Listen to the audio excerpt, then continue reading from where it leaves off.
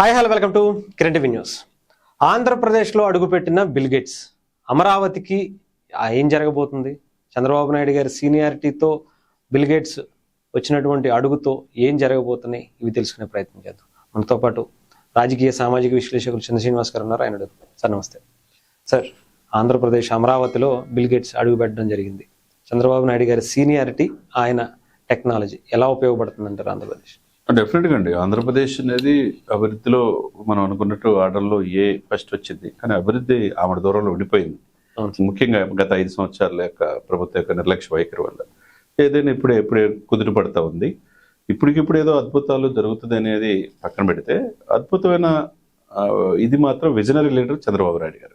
మీరు అన్నట్టు 4.5 దశాబ్దాల సుదీర్ఘ అనుభవం ఉంది.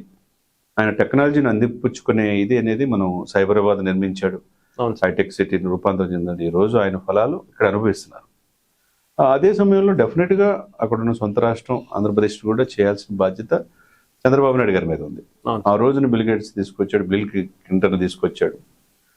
టాప్ మైక్రోసాఫ్ట్ కావచ్చు, ఇన్ఫోసిస్, పెద్ద పెద్ద కంపెనీస్ అన్ని ఇక్కడ తీసుకొచ్చిన వ్యక్తే చంద్రబాబు, ఒక విజనరీ లీడర్. అటువంటి వ్యక్తి ఈ రోజున bill gates, Melinda gates foundation ప్రతినిధులు అందరూ కలిసి ప్రత్యేకంగా విమానంలో అడుగు పెడతాం. గన్నవరం విమానాశ్రయంలో లోకేష్ గారు, మిగతా మంత్రులు అచ్చెన్నాయుడు అందరూ కూడా స్వాగతం పలకటం, హోమ్ మినిస్టర్. ఒక మంచి పండగ వాతావరణంగా ఒక ఆత్మీయ అతిథి మన దగ్గరికి వస్తే ఎట్లా ఉంటుందో ఆయన ఆ విధంగా రిసీవ్ చేసుకున్నారు. వెంటనే సెక్రటరీకి తీసుకెళ్లారు. అక్కడ చంద్రబాబు నాయుడు గారు, గౌరవనీయులు deputy chief minister Pavan Kalyan garu స్వాగతం పలికి బొకేలు ఇచ్చి సాధారణంగా అంటే ఎంతో కాలం ఆత్మీయ మిత్రుడిని స్వాగతం పలికినట్టుగా చంద్రబాబు నాయుడు గారు, పవన్ కళ్యాణ్ గారు తీరు ఉన్నది. మంత్రులు పరిచయం చేయటం, ఇకపోతే ఎక్కడ ఈ స్కీమ్స్ ఎలా ఉన్నాయి, ఈ టెక్నాలజీని అందిపుచ్చుకునే ఇదిలో ఆంధ్రప్రదేశ్ ఏ విధంగా ముందుకుంది, సీసీ కెమెరా సిస్టమ్ కావచ్చు, ప్రకృతి వైపరీత్యాలు వచ్చినప్పుడు ఏ విధంగా ఎదుర్కోవాలి, కరెక్ట్గా పనిచేస్తున్నాయా, ఏమైనా టెక్నికల్ లోపాలు, ఎర్రర్స్ ఉన్నాయా అనేది ఆ ప్రజెంటేషన్ ఒక 1 hour 10:30 to 11:30 చంద్రబాబు నాయుడు గారు ఇస్తున్నట్టుగా తెలుస్తుంది. దాంతోపాటు సంజీవని అనే ఒక ప్రాజెక్టు మనకు తెలిసిన అంశమే. కుప్పంలో తీసుకున్నారు ఒక హెల్త్ రికార్డ్స్, ఒక మనిషి జీవితంలో అతనికి సంబంధించిన రికార్డ్స్ అన్ని కూడా ఒక కాన్సెప్ట్ కుప్పంలో స్టార్ట్ చేసి తర్వాత చిత్తూరు, తర్వాత రాష్ట్రం మొత్తం దానికయ్యే ఖర్చు మెలిండా ఫౌండేషన్స్ వస్తుంది. ఎందుకంటే అనేక దేశంలో, ప్రపంచంలో అనేక మంది డబ్బు సంపాదిస్తారు సార్. వారెన్ బఫెట్ కావచ్చు, బిల్ గేట్స్ కావచ్చు, లేకపోతే చాలా పెద్ద పెద్ద వాళ్ళు కావచ్చు. వాళ్ళు సంపాదనతో పాటు సమాజానికి కూడా చేసేవాళ్ళు రేర్గా ఉంటారు. అటువంటిది ఇక్కడ చంద్రబాబు నాయుడు గారి మీద ఉన్న ఈయనకున్న స్నేహం కావచ్చు. ఆంధ్రప్రదేశ్కి ఇప్పుడు వరంగానే మనం భావించాలి. ఎందుకంటే 12.5 లక్షల కోట్ల పెట్టుబడులు వస్తున్నాయి, రోడ్లు బాగున్నాయి, పెట్టుబడులు పరిశ్రమలు పెడతానికి ముందుకు వస్తున్నారు. గత 5 సంవత్సరాలు జరగల. ఇప్పుడు డెఫినెట్గా ఆంధ్రప్రదేశ్కి ఒక వరంగా మనం బిల్ గేట్స్ గారి పర్యటన మనం చూడొచ్చు. అంటే ఆయన రావటం అంటే కొంతమందికి ఇప్పుడు వైఎస్ఆర్సీపీ వాళ్ళు కొంచెం తీవ్ర విమర్శలు అయితే చేస్తడం జరుగుతుంది. ఆయన వల్ల ఏం ఉపయోగం, ఆయనకి మొత్తం డేటా అంతా ఆయన చేతిలో పెడితే అలాగా, లేదంటే ఆయన మీద కొన్ని ఏదో ఇష్యూస్ ఉన్నాయని.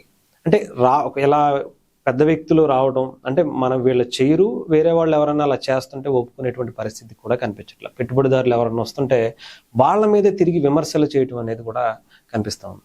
మీరు చెప్పేదానికి నేను ఒక సున్నితంగానే చెప్తాను. మీరన్నట్టు ప్రతి మనిషి ఇప్పుడు హరీష్ విమర్శించేవాళ్ళు, శ్రీనివాస్ విమర్శించేవాళ్ళు, అందరిని విమర్శించే వాళ్ళు ఉంటారు. ఏదో ఒక లోపం లేకుండా ఎవడో ఉండడు. అనుకోకుండా జరుగుతాయి కొన్ని పరిణామాలు. అదే సమయంలో అందరూ సత్యులేం కాదు. ఈ చెప్పేవాళ్ళు కూడా నిజాయితీ పరులు ఏమీ చెప్పరు. ఏదో ఎలిగేషన్ వచ్చినంత మాత్రాన ఆయన చేసిన సేవని మర్చిపోవటం కరెక్ట్ కాదు కదా.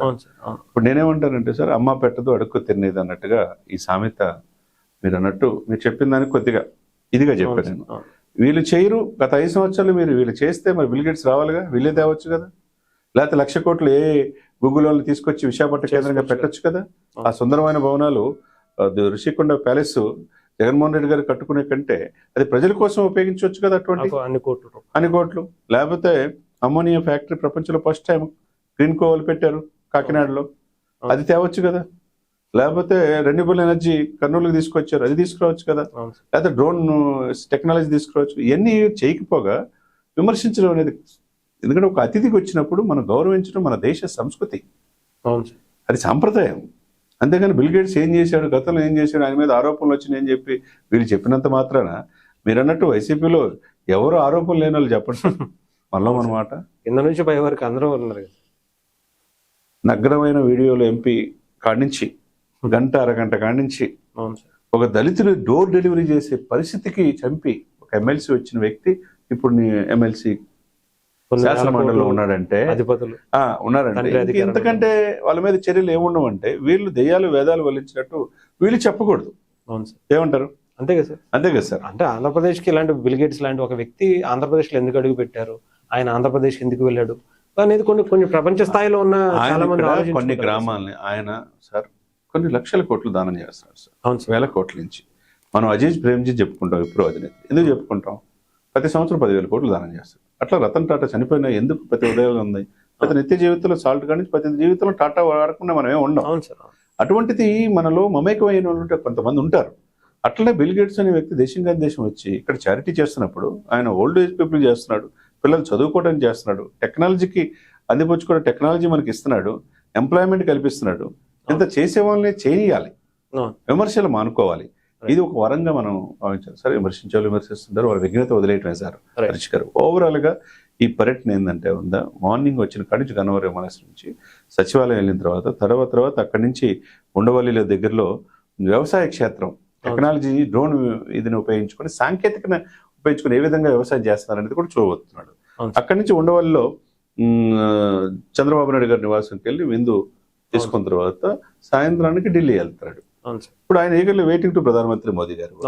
అంటే ఢిల్లీ నుంచి వెళ్ళేదాకా ఆయనకి ప్రపంచవ్యాప్తంగా ఆయన చేసిన సేవను మనం చూడాలి. ఈవెన్ పవన్ కళ్యాణ్ గారు కూడా నాకు తెలిసి అందుకని అంత సీనియారిటీ చంద్రబాబు నాయుడు గారికి ఇలాంటి వాళ్ళందరినీ తీసుకొచ్చి కనీసం అంటే ఒక విజిట్ చేసినా సరే కొంతమంది చూస్తూ ఉంటారు.